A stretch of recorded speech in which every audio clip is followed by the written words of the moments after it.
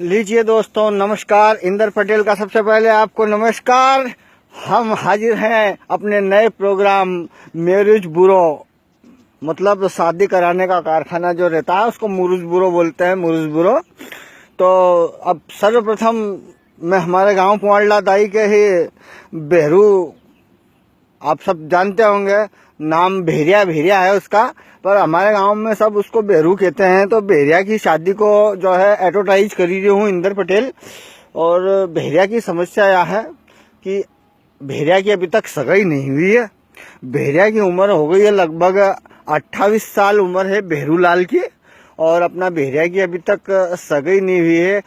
खाती जात को छोड़ो है, 14 बीघा जमीन है, एक पाइप से पानी फिरे, परमानेंट लैंड को कनेक्शन, खेत तक जाना की पक्की रोड, स्प्लेंडर गाड़ी होगा, गनेन होगा। बाबूजी भी जुन्नी अल्टो गाड़ी ढूंढी रहा है।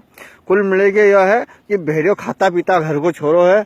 2 बहन है, उनकी 2 को ब्याह हुई है, उनका यहाँ छोरा छोरी हुआ है, पर भेरियो बापड़ो अभी तक एकलो कुंवारो है, और जो है कि उनकी सगाई नहीं हुई है। तो भेरू बहुत परेशान है। बाहर से मिल लो भेरू, जब अपना मुरुज बुरो में आयो तो भेरू बोलियो कि जो है दादा, भले ही 1 बीघो जमीन तुम्हारे नाम से कर दूंगा, पर हमारी सगाई करी दो यार तुम।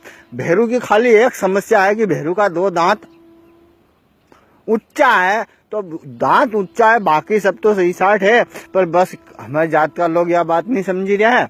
और जो है भेरू अभी तक दिखे, और भेरू को ये क्यों है कि हाँ बाबूजी अभी तक 2 कुंटल रवा को हलवो बने बने सब जात का ना खबर ही चुका है।